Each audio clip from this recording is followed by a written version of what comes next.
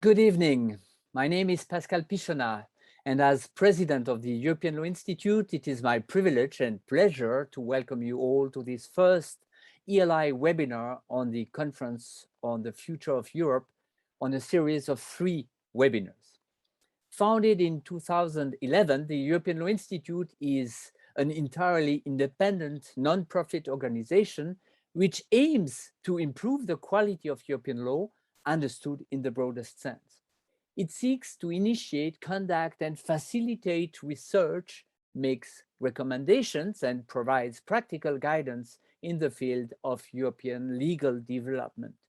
It studies also and stimulates European legal development in a global context. We at the ELI build on the wealth of diverse legal traditions and seek to contribute to the formation of a more vigorous European legal community, but also to bring practical solutions to challenges of our times. This event is part of the so-called Conference of the Future of Europe, which intends to give the citizens from all across the EU the opportunity to discuss important topics. Today's topic is around climate justice in the new challenges for law and judges. This topic is, of course, at the heart of our today's concerns. Climate change is not only a challenge for politicians or scientists, it is also a challenge for the law and for judges. How can judges ensure justice in climate change? How can climate justice be fostered by the law? The European Law Institute is about to launch a project on the theme of climate justice. Today's conference is therefore a wonderful opportunity to discuss with you all some of these salient issues. We will have 2 speakers today. First, Professor Henrik Andersen from Copenhagen, Denmark. He's an associate professor at Copenhagen Business School Law and specializes, among other fields, in international economic law with a particular focus on WTO law and central for tonight's discussion, international climate change law. The second speaker is Professor Alberto De Franceschi. He's a full professor of private law, intellectual property rights, and environmental law at the University of Ferrara in Italy.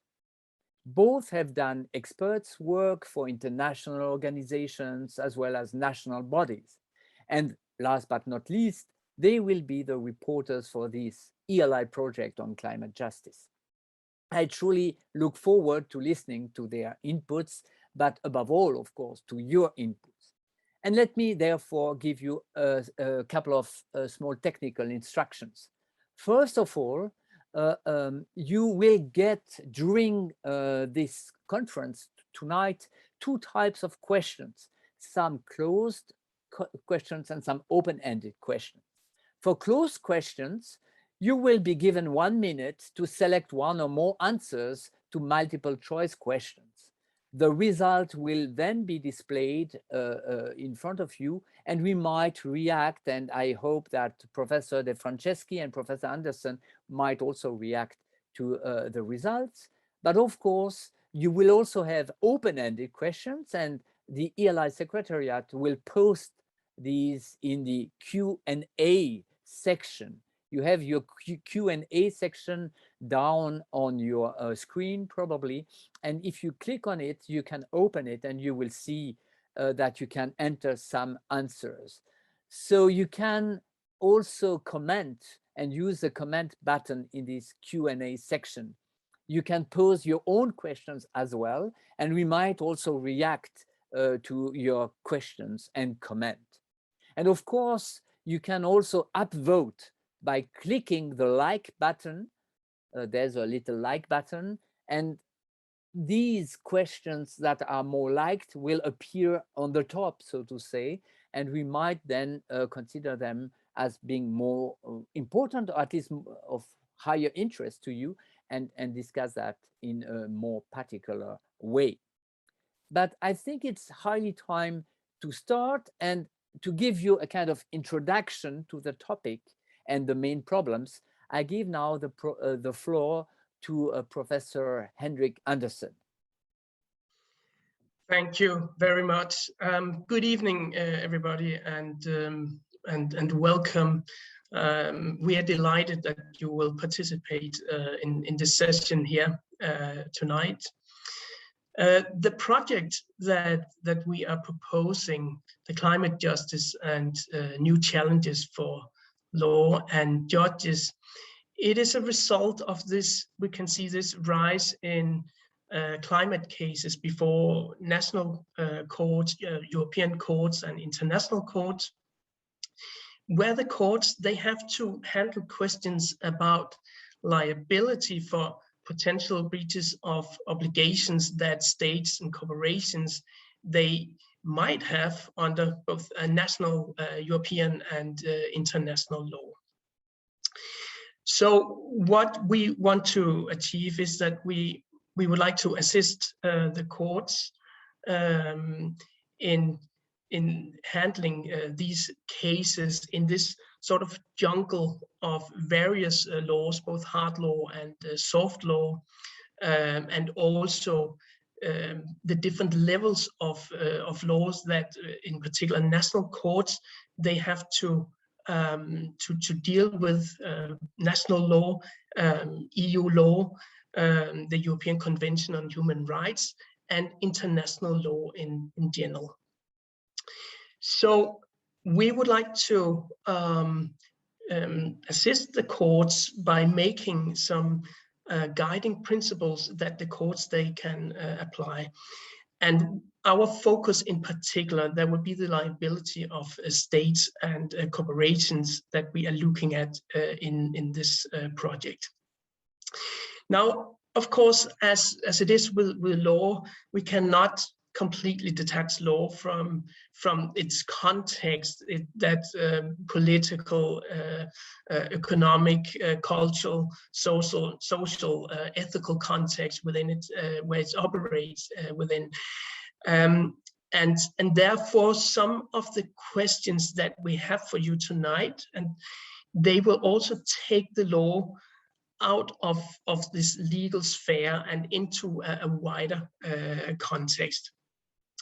But we are really looking forward to hear some of your answers to some of the questions that we are making for you here tonight. And let me put it this way, there are no wrong answers to any of these questions. So anything that you have in your heart that you want to answer, please do so, because it will be a huge inspiration for us when we work with this project. And also, I think it's important that when we work with the project, that we have this wider participation by not only lawyers but also the public in general.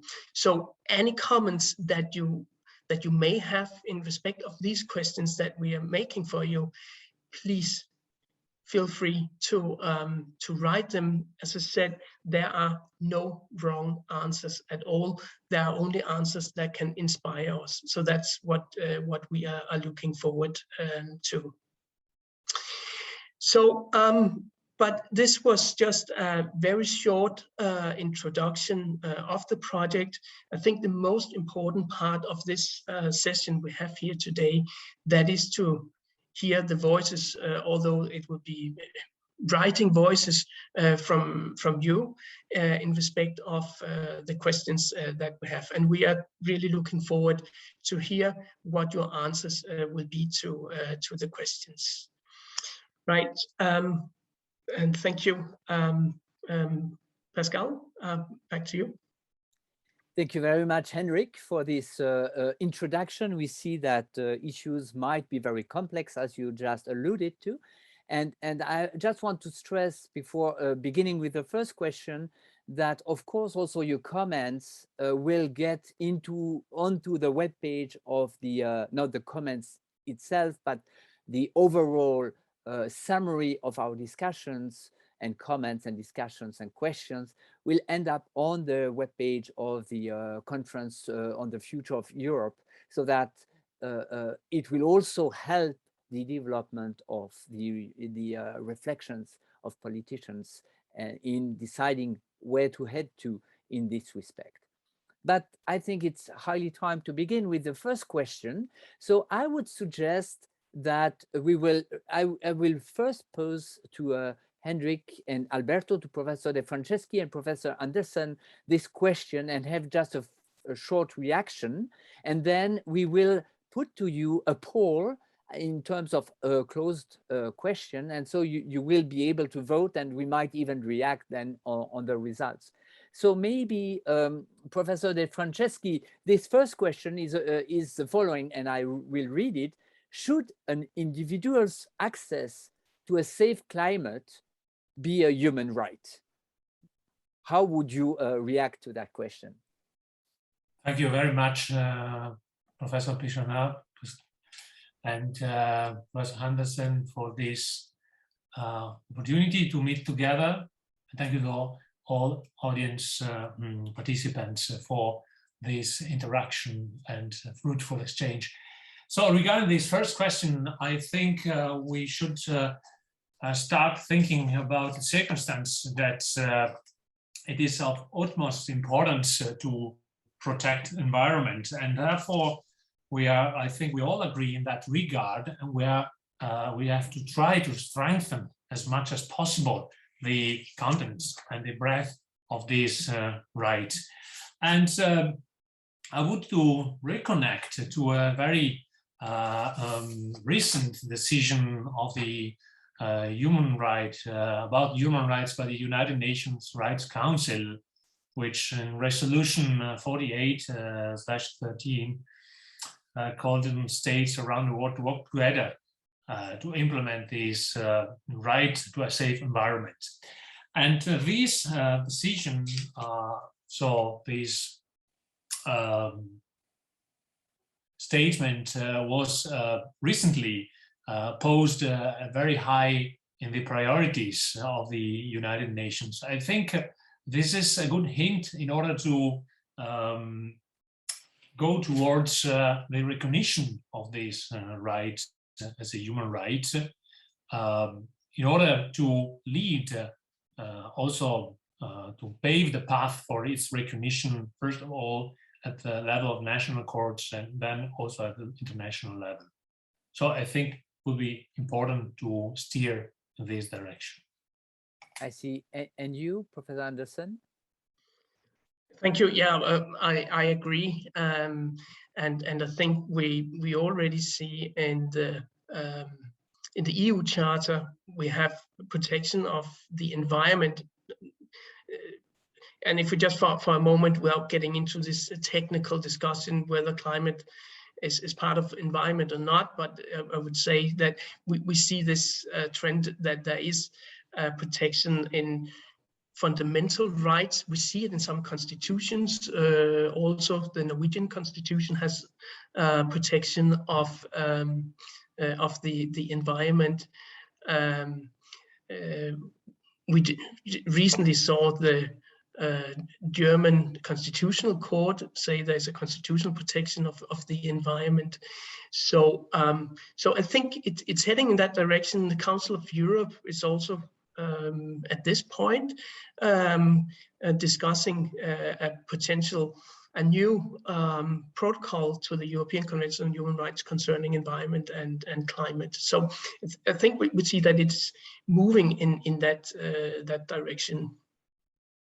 Okay, thank you very much. It's moving into that direction, but should it be or should it not be? Let's have first a poll. So you see the question, should an individual's access to a safe climate be a human right? So you have now time, 1 minute, in fact, to express your views on that. And then maybe we could still briefly react on that. Polls are coming in. I see a lot of people are answering. And you are, of course, as someone has just done, also put questions or comments in the Q&R section. So do feel free to do so. I see while people are still voting, I see that someone wrote, protect environment through new innovations and change the level of human consciousness is probably also an important aspect to consider, and of course that might also lead to decide whether there is human rights or not. I see that polls are still coming in. So you are still, allowed to vote by clicking on the. It's a difficult choice, right? I see that about 70% of the people have voted. Maybe 30% are not sure whether it should or it should not be a human right. But one can see now, as the results have been posted, that 85% of the attendees say yes, it should be a human right, and only 15% say no, it should not. I'm just wondering, Professor Anderson, what would be your reaction on that? No, I think it is really a difficult question, because the moment we say that protection or you can say to have a safe climate is a human right, it also means that all the states will have to consider that as a human right. And that means that we are not just looking at traditional legislation concerning climate protection, but we are looking at it as a human right. And it means every individual on Earth can actually use that as a legal basis to make a case against the state if they feel that the state does not do sufficiently to protect that particular individual against climate changes. So it's a difficult question. It is, but I think that with the numbers we saw here, we saw a majority, quite big majority, would say that it should be a human right, and that's also where, as Professor De Franceschi mentioned before, that's also where it seems to be heading at the moment, that we get it into treaty basis. I see. Thank you very much. Professor De Franceschi, someone asked a question saying that should we really differentiate between climate and environment? We voted saying climate should be a human right. No, not exactly climate, but individual access to a safe climate should be a human right. Would you say that encompasses the environment, or would you make a difference between both? So I would say that it's a very tricky question, and I would say the environment is more broader entity, and the climate is how the environment and other elements interact. And another question in this regard could be, where do we set the threshold in order to say what is a safe climate, safe environment, especially given the increasing number of extreme events. This may change the balance between, or at least change the position of the threshold of safeness. What is safe and not safe may change regarding latitude, regarding starting conditions, perhaps what is conceived as safe in already very impacted regions may be different in others. So I think it's not easy also to, would be not easy to apply, and there will be a lot of gray zones in this regard. Yeah, thank you. Gray zone, some people said, do we have thresholds, and how to put the appropriate threshold? We might come back to that.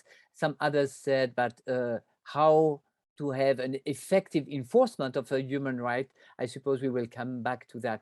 Maybe we can try to go on a second question in order to, enhance the understanding and the views on that, if you don't mind.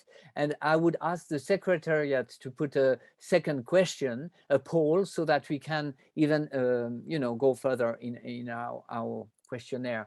here the question is, how does climate change affect your life? Well, this is not a very legal one, but it might help to get forward with some further discussion that we also find in the Q&R, and therefore please continue to react in the Q&R as well. So one answer is, I have experienced a change in the weather. I have experienced flooding and or forest fires. Climate change is a hoax, and I cannot see any changes. Of course, everything is possible. Now I see that people are voting. That's good. Do not, miss the opportunity to give your views on that, and of course continue to answer in the Q&R, or to put likes, upvotes in the Q&R session as well, because that helps to bring important points higher in the hierarchy, so to say, of the issues. I suppose we get slowly, and now the results seem to have been shared. So you say the majority, 86% say, I have experienced a change in the weather. Of course, everyone knows climate and weather are not similar, but probably weather is linked to some climate aspects, and then some consequences. 27% say, I have experienced flooding and or forest fires. And this is, of course, a huge number if you think of experiencing flooding and forest fires. Now, maybe Alberto and Henrik, maybe I will, call you by first name. That might be easier if you don't mind. Maybe Alberto and Henrik, you want to react either on the questionnaire or on some of the questions that are arising, because I suppose you see them as well. We see here that a lot of people have experienced a change in the weather. So the question is, if we consider that climate and the right to have access to a safe climate is a human right, then how can I react when I experience flooding, and what does it matter if it's a human rights? Can I have an effective enforcement of these human rights, for instance? Who wants to begin it? I would like to say a few words here. I mean, the challenge will be for the individual experiencing, for example, the flooding or forest fire. There's a question of causation, really, because would that flooding have come anyway, or is it a result of climate change? And that's where it gets tricky when we look at the law.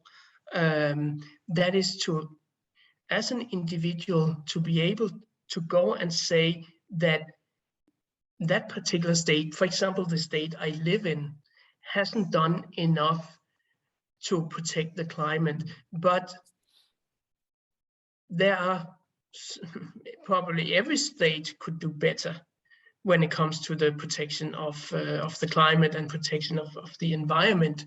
So what happens with climate is that we can say that the harm that's done, it's up in the atmosphere, really. Where we sort of get this, we have this sort of filter where the heat, it cannot leave the earth, and it gets warmer and warmer. Okay, so, but that harm that's happened, it's something that's been going on for 200 years. If you talk about the human-made harm to the climate, it's been going on for 200 years, and to at this point, to point the finger at one particular state and say this state is responsible, of course, it's a challenge, because again, is it because of the state's actions right now, or is it because something the state should have done 150 years ago? And what about all the other states? So there will always be this issue about causation that we have to look at. if we consider a safe climate as a human right also. Yeah, so I see it's very tricky. We have questions about this effectiveness of enforcing these rights. And what you're saying in a way is, well, it's nice to have a right. It's already a good beginning because, of course, also politicians will be forced to be active and to find options. But once it comes to go in front of, let's say, a tribunal, for instance, and to get damages, for instance, that might be much more difficult because of these, as you said, causation problem. I tend to look at some of the questions and answers, but Alberto, if you want to react to one or the other, you're welcome. I try to, alternate a little bit between both of you, but please feel free to react also, because there are some excellent questions in the Q&R. Alberto, do you want?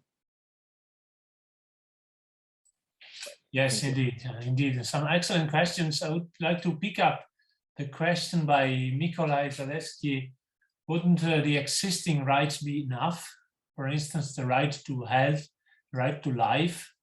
And here, Joascha Luzak writes in this regard, considering most of them are perceived as principles, not as rights, I would say no, unless we rethink the interpretation of the existing framework.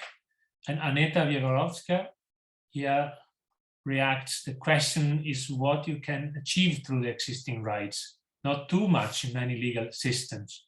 And then Ines Dina, the European Charter of Human Rights, has very interesting jurisprudence on existing human rights, but I find it is, no, I lost the... sorry, I clicked on it, probably it went up. It might be not enough for other courts. Yes, they address very interesting problem, the problem of effectivity and effectiveness of existing rights. I have the impression, of course, we have the right to health, the right to life, but the introduction of a right to a safe climate may have the consequence of sharpening the focus on these rights and therefore facilitating enforcement. Of course, the objection would be that these may create confusion or overlapping with other rights and problems at the level of interpretation and application. But at this stage, perhaps it would facilitate judges and simulate them at the level of enforcement. But I see very good the point made by Nikolai, and in this regard, I think the reactions by Joascha, Aneta, and Ines are very pertinent. Yes, thank you very much.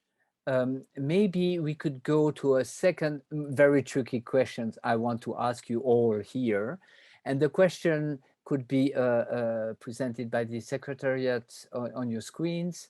I suppose we have the, it's an open question. Yeah, here it comes. I think, where is it? Okay, I give you the question and you may react in the Q&R. We have all seen devastating pictures of forest fires that inter alia have caused severe harm to animals and their habitations. Of course, everyone thinks of Australia, for instance. Should animals have rights to protection against climate change? Of course, the question is already, should animals have rights? And then more specifically, because we will not spend the whole day or evening speaking about rights and animals, but what about protection against climate change? What do you think, you all, to that? You may write in the chat, but maybe I try to find out, you may answer under the ELI Secretariat's question. Let me put it higher here in the hierarchy. Okay, let's try to see whether that's not what I wanted to do. I put the question in the answered question, which is not.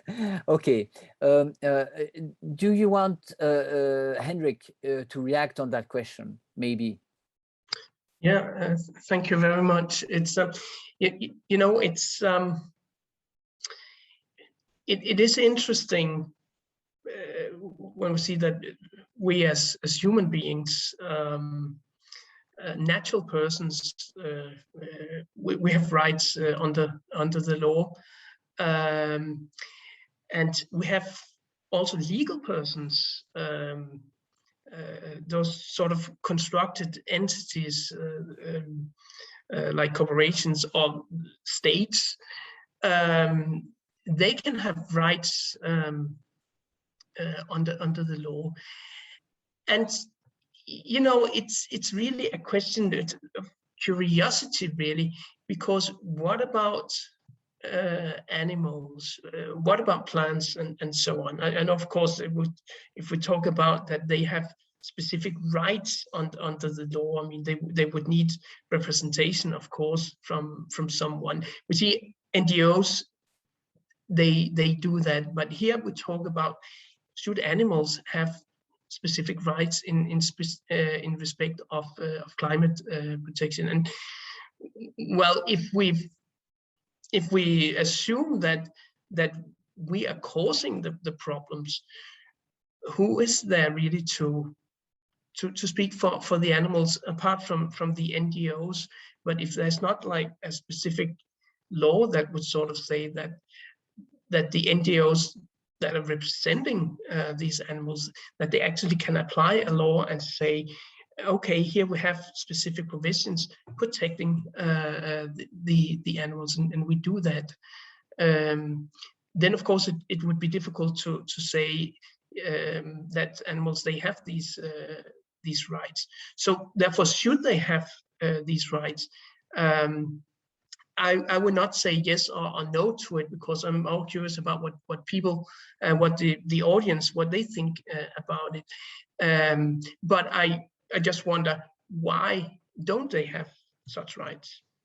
Yes, and maybe one could also wonder why some scientists say we have subjective rights for plants, for forests, that could claim some rights. Environment as not only object of protection, but empowered, so to say, to defend itself. And that might be something to think about.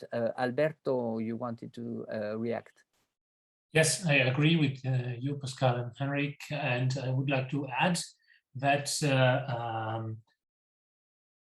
some criminal codes in European member states already provide contain rules for the protection, regarding protection or abuses towards animals, and this could be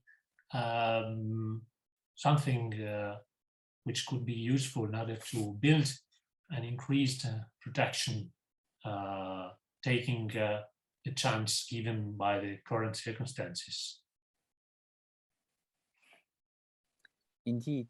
Now, I see an interesting question here. What do you think? Maybe the law should be harsh against companies that accidentally, in hyphen, drain, spill oil and just pay a fine to compensate. And of course, the fine might not always be very significant for the company, says Aruzan Saitmagame. And so the question is, would that situation described here in the question be different if we would have, for instance, a human right? Alberto, I put you the question, or Henrik, as you wish. Yeah, you say if it would be different if it was a human right, or yeah, because if I take the first part of the question is for corporations to pay a fine, and if I start there, we'll get to the human rights in a second. But if we start there with the fine, now I think most companies, they look for profit. And if there's one thing that they will feel is, of course, if you hit them hard on the wallet, if they cause this sort of huge environmental damage. So I think definitely to that part of the question, we can say, yes, I think it would be fair if the fines for oil spill and so on, if they were increased. I think that would be only fair to say that. The next thing is what you've added to it, Pascal, is that would it be different if it was a human right? Now, that would bring us into this question about corporations. And this is sort of this ongoing debate about corporations. Are they bound to comply with human rights? They might, in their corporate social responsibility, say that they do that. They might sign up to the UN Global Compact and so on, but they have this what we call soft law character. That means that they are not binding on the corporation. So the question would be then, but human rights, should they be binding on corporations? And there are the debates about it, of course, are different sides to it. You would see those that would say, yes, why not? Corporations, they have some economies that are bigger. Some corporations, they are so huge, they have bigger economies than some states they have. So why should it only be states that should comply with human rights? Why not corporations? The other side of the argument is that would there be a risk if we say that corporations, if they should comply with human rights, and if they don't, it's actually a violation of the law? Would there be a risk that states somehow would manage to sort of push their own responsibilities or their own obligations under human rights law? Would they manage somehow to push that over to corporations, and then themselves really get free from their obligations? Because we could say a state, of course, is obliged to ensure that human rights, that they work within the territories, and that means that to ensure, for example, that slavery that doesn't take place not only by the state itself, but of course also by corporations. So slavery, if that happens in a company, well, is that a breach of human rights by the state for not enforcing it, or is it the company itself that breaches these human rights? So it's a very difficult discussion, but it's one that we see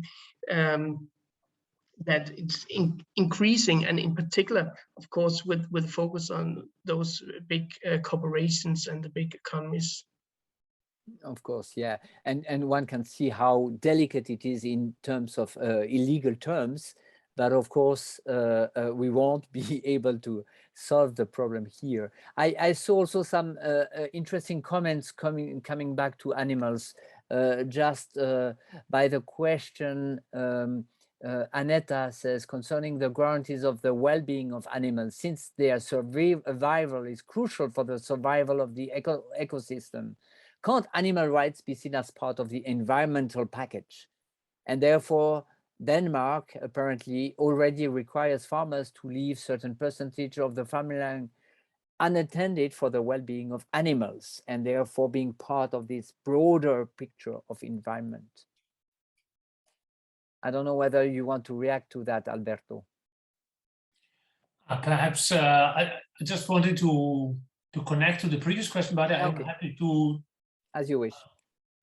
Okay, so perhaps before, in order to So as you talked about corporations and fines for corporations, I would connect this with the huge problem of the role of competition law in steering the corporation behavior, because with the problem of fines, it's connected also to the question of the greenwashing, which is very much steering the behavior of corporations and of consumers. And many corporations either they buy, so they pay a certain amount of money in order to claim to be green or greener, and this may also alter the competition between fair handling corporations and unfair handling corporations. And also, if we enhance the level of protection in the European Union, there is the big problem of relocation of many of those production sites in third countries who are more lenient so you have a lower threshold in this regard. So I think this apparency of fairness, which is very often connected to greenwashing and which is very much impacting on competition, should be addressed also with instruments of competition law in order to tackle the problem and not to disadvantage the fair handling corporations. This is, yeah, sorry to interrupt you, but I think this is really important, and in a way it may even lead us to the next question. So unless you want really to add something on that competition and fairness to companies as well, I might go to the next question, Alberto. Please. Because the next question is a poll. No, it's an open question, sorry. And the question is the following: reducing CO2 emission is very costly for consumers, corporations, and the states. And for example, it requires a change in infrastructure to move to solar energy. Who should the biggest economic on and why? Consumers, corporation, states, and so now you can vote. You see the question and give us your views on that. Should consumers, corporations, or states be the primary biggest economy burden should fall on consumers, corporation, or states? You have just 1 minute to vote. This is also to have you reacting live and trying to, whether it goes online with what has been said or not, we will see. You still have 15 seconds. So you need to vote.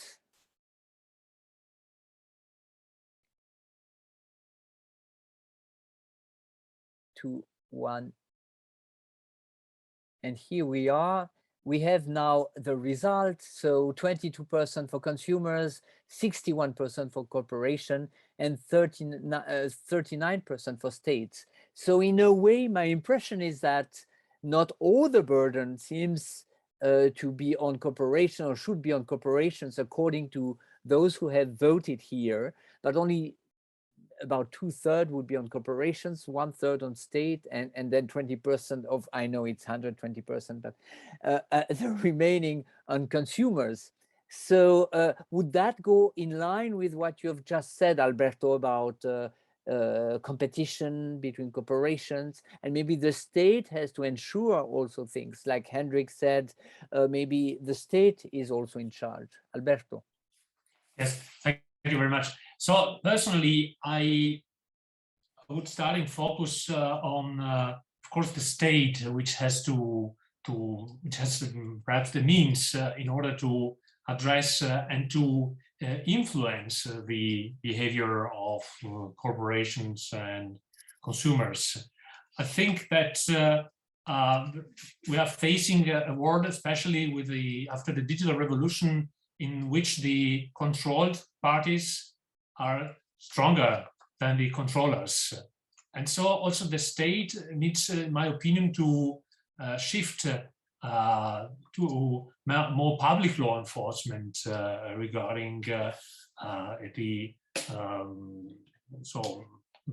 prosecution of for tackling corporations' behavior. For instance, I imagine also coming back to what I said about greenwashing, which has a major impact on choices of consumers, that this would be an anti-commercial practice according to EU law. And as if I see that in many national legal orders in Europe, an anti-commercial practice has no public law enforcement. And in states like Italy, where there is a public law enforcement, we face a highest amount of sanction of 5 million euros. This is not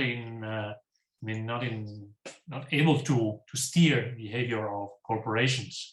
In this regard, perhaps after the Modernization Directive 2019, the circumstance that in that directive the sanctions should be measured according to annual revenue of corporations or of traders. These may enhance the enforcement and I think also steer the behavior of corporations in this regard, which have an immediate effect also, or would have an immediate effect also on consumers' behavior. Because at the very end, the demand steers the production. But I think if the state does not intervene, both at level of to the public hand, at the level of enforcement, and also at the level of pushing towards more sustainable investments, it will be. We cannot put everything on shoulders of corporation without giving them the opportunity to indeed to afford a shift towards sustainability.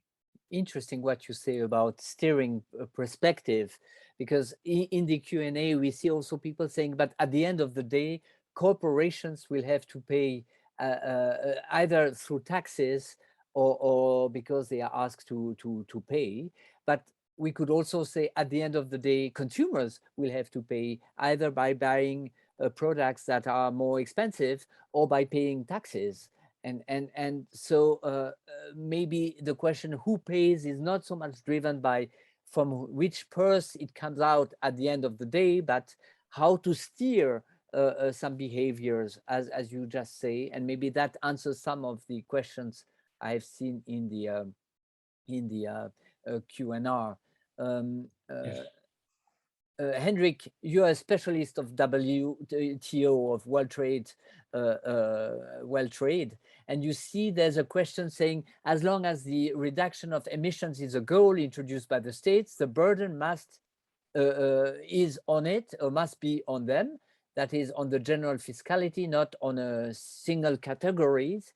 Would you say that this approach saying, okay, goals are introduced by states, and therefore it must be states' burden instead of having corporation involved, and would that have an impact on the world trade and on states being maybe arbitrarily or not arbitrarily influenced by that in their trading system? Yeah, I think first of all, it's all about balance. We will all have our burden to bear in all this. That would be both, I mean, consumers, corporations, and states. If life becomes too difficult for corporations, there is the risk of what we call carbon leakage, and that is where they move their productions to places where there will be where the requirements imposed on the corporations will be of a lesser nature. So in respect of the World Trade Organization, there have been negotiations for a while now about introducing this, what we call the Green Goods Agreement. And what this really is about is that there'll be a list of particular type of products that are considered green. And this is not only in respect of we talk about goods that can affect the climate, but in general the environment. And the aim with that agreement is to reduce the tariffs on these particular goods of the states that will participate in that agreement. So there are actions in the WTO concerning both climate and environment, and of course that will affect. That could probably also be motivating for some companies to choose to start producing products that would be on that list, because it will be easier for them to ship them around to other states due to the lower tariffs that will be on these goods. Thank you. Maybe we should go on the next poll, which is a question. Alfredo Rizzo says, if we would have taken measures 20 years ago, we wouldn't be asking today who pays for what happens. And of course, this is all about steering habits also for consumers, and we are all concerned by that. So if the Secretariat could put the next question, I mean, question 6, if I may, directly, exactly, thank you. What is the best way to get consumers to change habits that cause harm to the environment? Reducing beef intake, turning off lights, etc. So you have 4 answers: regulation with severe punishment, increase the price of beef, electricity, in order to steer, I suppose, encourage a change of culture by making the green way of living fashionable, subsidize alternative products, including electricity based on green energy sources. So we are just waiting for your answers. I know the answers are maybe not easy to decide which one you want to click on. You still have 15 seconds. Yeah, 1 minute is very short, but I see more people are hesitating to vote. Maybe it's difficult to answer, and the answers are longer, of course. But let's see. Okay, you should have now the results in front of you. And as you can see, the most important answer is subsidize alternative products as trying to steer consumers' habits towards these alternate products, and then encourage a change of culture. And probably both answers go into the same direction, which is punishment is not the right way. We have still 18%, but what we need, and increasing the price might not be an incentive which is good enough in a way, and so we need to find other ways. So you're all welcome, of course, to react on that, also in the Q&A, of course. And maybe I can give the floor to Alberto. He wants to react on that. Thank you, Pascal. And indeed, very interesting point.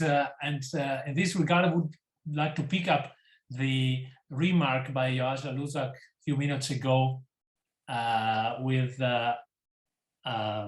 regard to a general critique of pushing for sustainable consumption at the moment by looking how to motivate consumers to lead more green lives. The impact that a change in consumers' lifestyles could have are incomparable to the impact of a change in business and regulatory practices.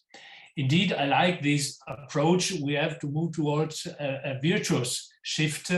And I was just looking more in depth in the last months at the problem of personalized advertising and of the construction of algorithms. So we are, I would say, bombarded with advertising which tries to enhance our consumption patterns and to stimulate more consumption from our side. I would say we would need also more regulation at the level of nudging consumers towards sustainable choices, and instead of nudging consumers towards more consumption and indiscriminate consumption. So what about imposing on these algorithms who are conceived in order to stimulate consumption some green patterns, so to say green algorithms which impact which make consumers conscious of the impact of their choices and stimulate them and steer them in the. So of course there is a problem of balancing of freedom of choice and so on, but we have to move from algorithms considered only for enhancing consumption towards other settings. So Alberto, if I understand you correctly, you would mean all this targeted publicity should be, because this is done by algorithm, should be driven also by let's say climate issues, since we are speaking about climate and environment, in a way that there is a green touch in the algorithm itself, so that instead of getting you know, something that might be more problematic for the environment or for the climate, I will be proposed something more valuable. Indeed, I think that there are already some examples of this, because already we are addressed by advertising which values green aspects and makes more fashionable to make something which has a good impact on the environment. Let's think at electric cars, or also this problem which is at the border of greenwashing.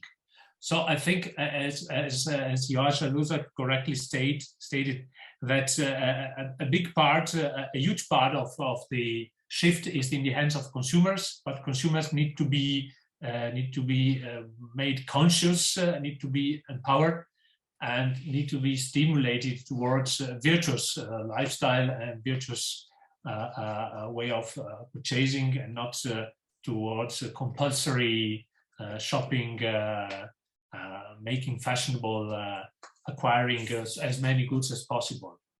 I see. And there's a remark here by Cezana Stepanovic saying always we need to be offered positive substitute to be influenced. So the idea is also that if you want to change on the market, you need to give positive choices, of course, to the consumers. Now, will that really be enough to steer, to come back to your reasoning before, Alberto, would that be enough to steer the right choices also by corporations? Because of course, these corporations need to produce these substitutes. What do you think, Henrik?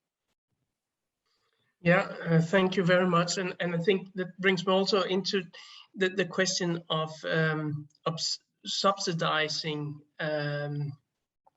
industries that are making these products that consumers then can choose and have something. Definitely, we need to be able to substitute if there's a good we're used to apply. There must be this substitute product that we can use instead, and that product must have a price also that is reasonable, so we can pay for it as consumers. Now, that means that we need someone to produce them, and they need this incentive to produce. And that's where, for example, we saw the majority in the audience suggesting that subsidizing would be a good solution to it.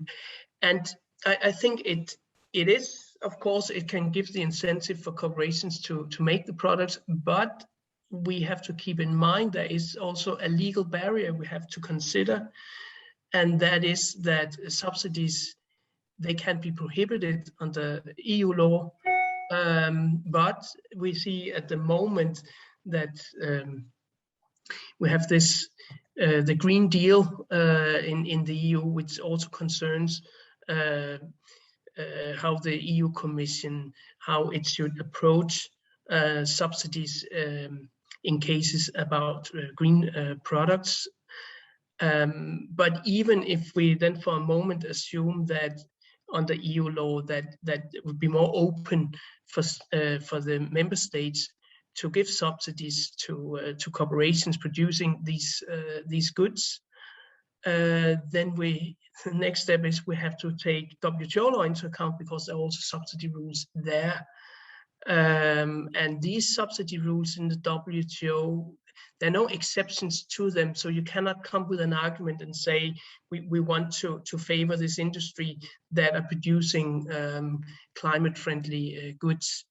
Then on the other hand, we've seen cases in the WTO. The WTO has a court-like institution where it has used economic arguments to protect the climate argument, actually, allowing certain types of subsidies for green products. I see. So, but yeah, it's definitely, we need corporations to be involved in this.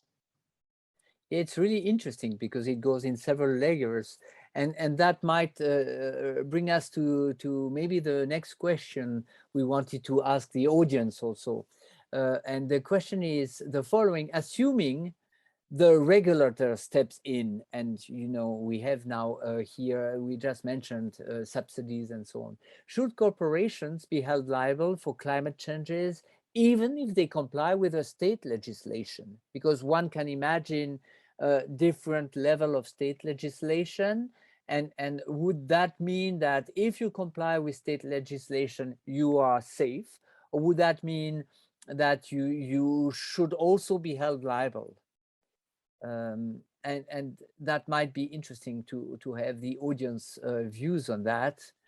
But if Alberto wants to say something, because his mic is open, he's welcome to do so. Thank you very much, Pascal. It's a very tricky question, and of course this touches also the problem of jurisdiction and applicable law. And of course, also the problem of how widespread the damage is that corporations may cause. If the damage is caused at the sources of the Rhine in Switzerland, and the damage happens or is manifested in the Netherlands, then that may be a problem of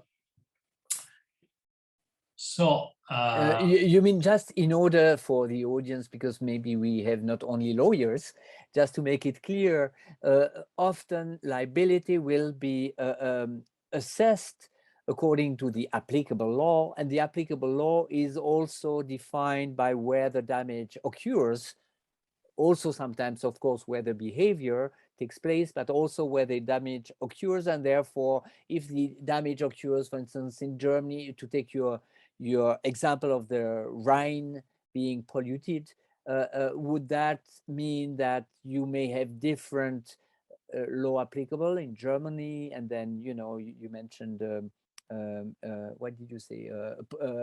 Holland, no, the Netherlands. Yeah. And the level, the threshold of liability might be different in Germany and in the Netherlands, despite the fact that there is only one specific act that causes an aspect here on the environment, but it might be the same for climate. So how would you then deal with that? Would you mean, well, if you comply with one state but legislation, but in fact there are higher levels somewhere else, is there really like a free go to infringe in some states because they have a lower level of protection?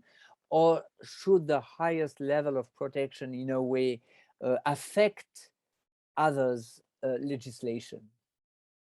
Henrik, I see you are nodding, so maybe you want to... Yeah, because it is a very interesting question. I think, of course, we have to keep in mind that that we live also in a rule of law society, of course, and that means that the moment we start to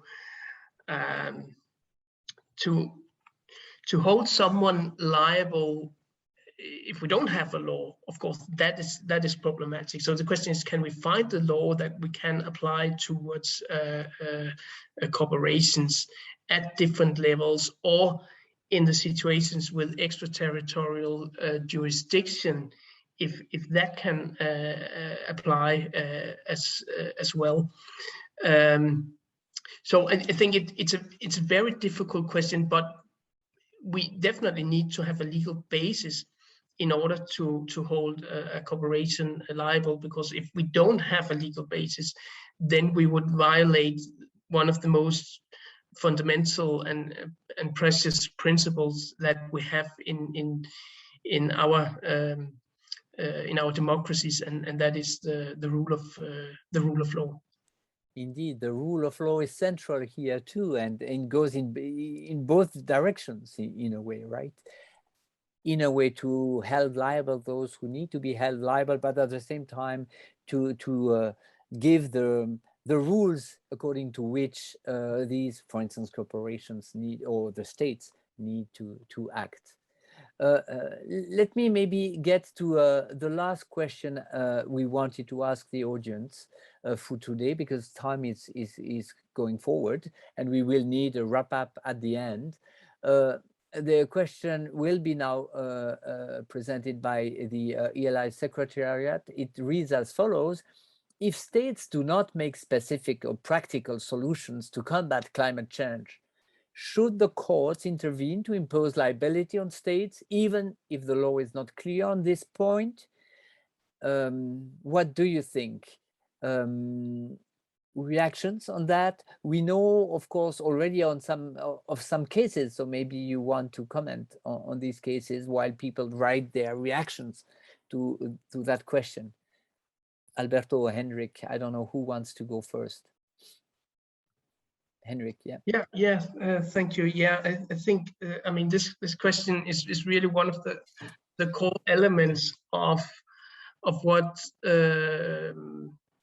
our project really is about. And when we say that the law is not clear, it is that we see that the courts, they apply many different types of laws in the legal argumentation. And of course, would say that is that's not like, I mean, any law is valid, of course, and can apply against the states. It would, of course, be much easier if the courts could get some guidance from the legislators.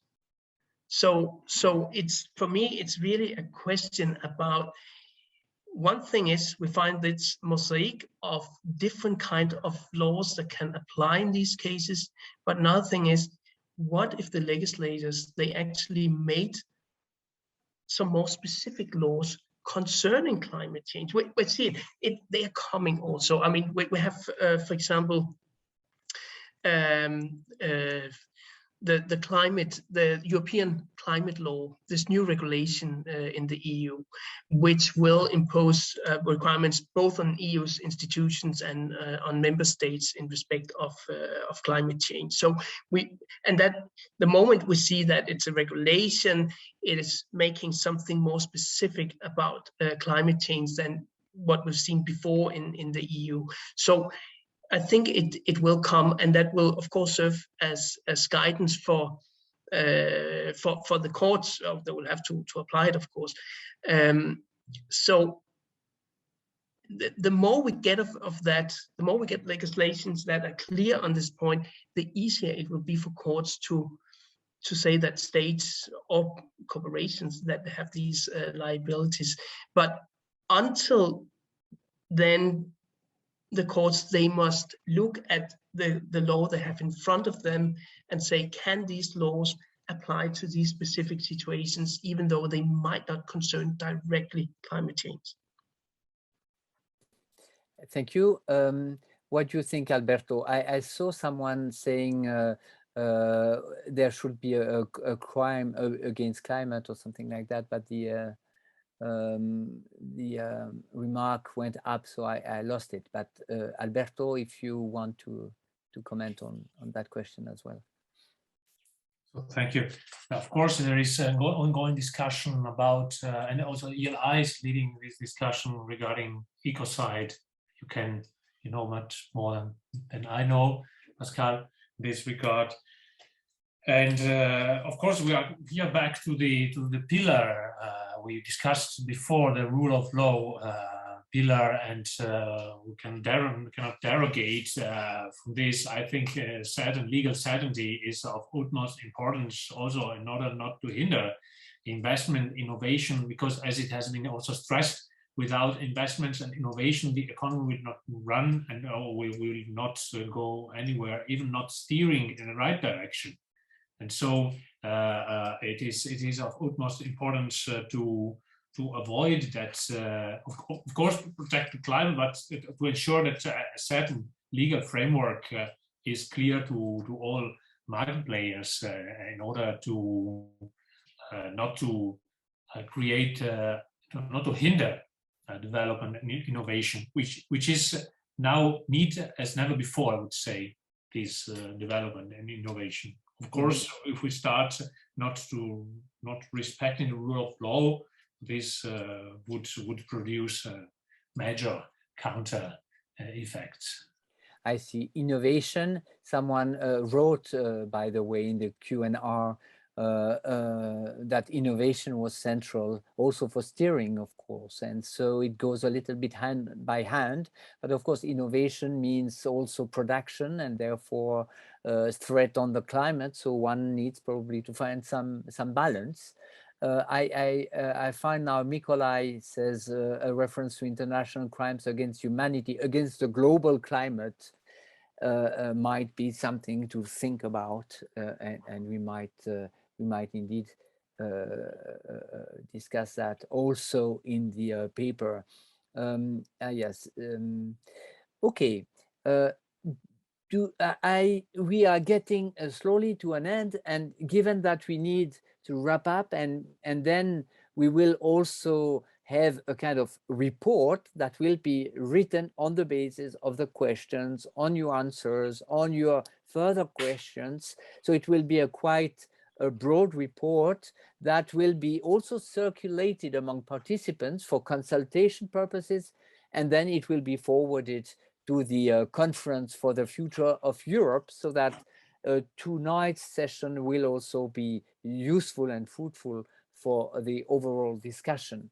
So as a matter of wrap up, I give now the floor to Professor Alberto De Franceschi, so that you have a couple of minutes to wrap up the main, whether there are collectively agreed conclusions or whether you draw some conclusions from what has happened tonight.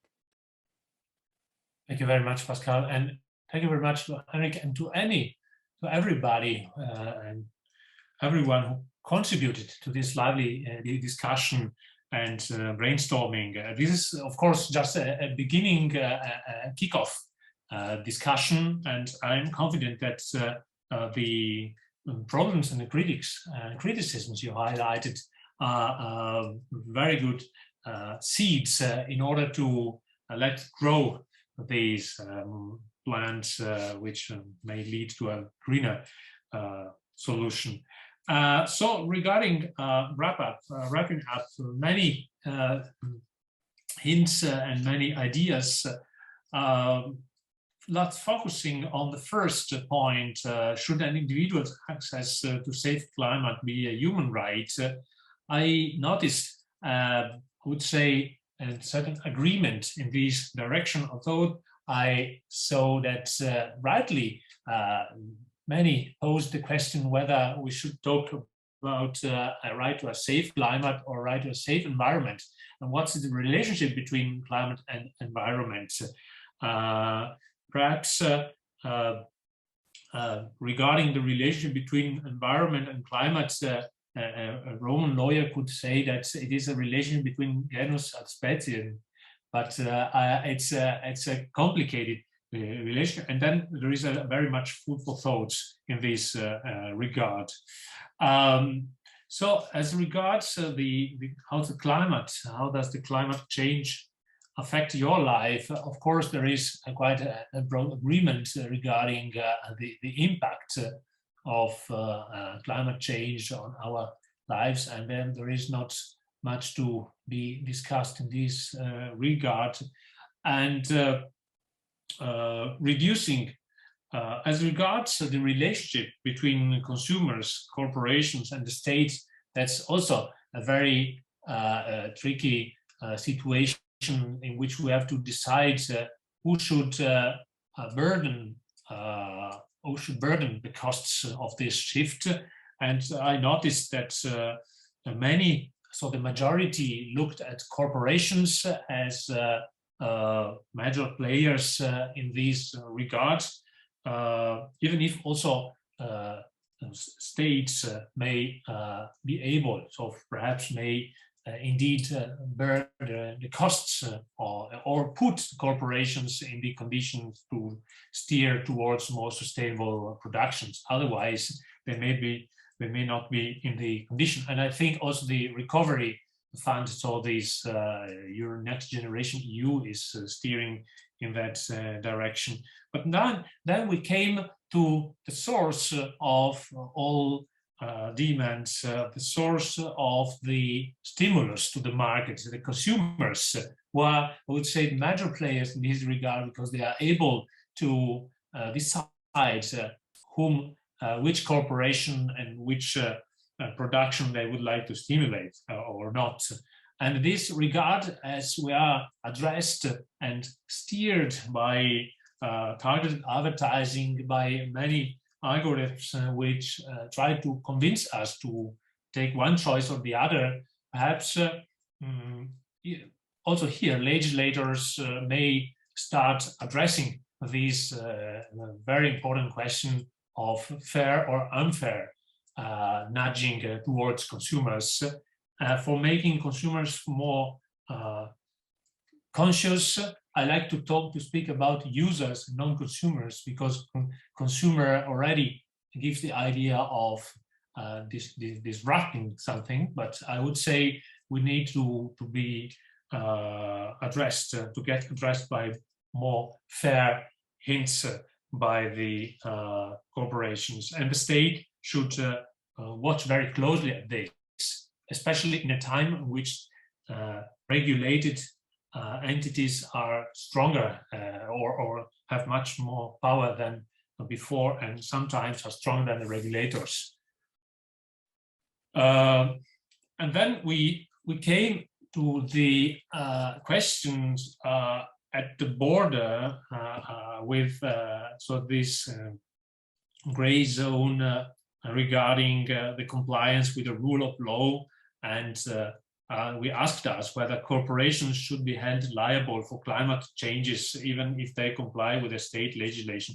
I like the point raised by many of you in stressing the circumstance that the rule of law is of utmost importance, and that even if and also just because we are trying to protect the climate, we also need to do it in a consistent way, and we have also to protect all market players and not to act in a way which does not pose also all the market players in the conditions to adapt. So give enough hints to adapt, but also give the opportunity to do it. And the rule of law in this regard, the protection of the rule of law in this regard is ultimately important, is a pillar of our civilization, of the especially as we focus on our legal systems. So I would like to thank you for this lively discussion. We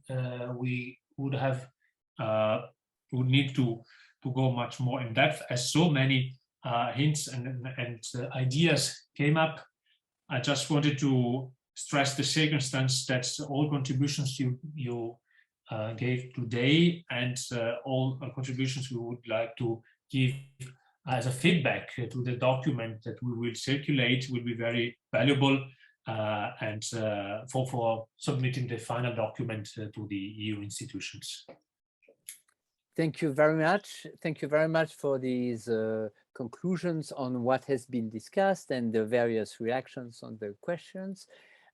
We are coming to an end, and I first wanted to thank all the participants that registered, that lively discussed and answered and played with the polls in order also to get a sense of what everyone thinks and envisages. And I think that brought us a little bit further, of course, and we see that also in some of the reactions. We couldn't cover everything, and a lot has to be discussed further and will be discussed further, including on the European Law Institute project on climate justice and the law, and how to enhance the position of judges in that respect, because so judges will also be better prepared in answering questions that are put to them. So in order to close today's conference, I just want to thank also our two panelists, Professor Henrik Andersen from Copenhagen, Denmark, and also Professor Alberto De Franceschi from Ferrara in Italy, because they really try to answer all the questions, to react in a very spontaneous way that helped also to understand what are their views on these important topics, and try to, craft some common understanding on these various issues. I'd like also to thank the ELI Secretariat for preparing everything in order that this conference works perfectly well. That has been very much appreciated. And I think it's now time to thank you all, and to say that you will receive the draft report that will be circulated, and we would be very happy to get also your comments on that report. This being said, I wish you all, wherever you are, a wonderful evening, and thank you for being with us tonight. Thank you. Bye-bye.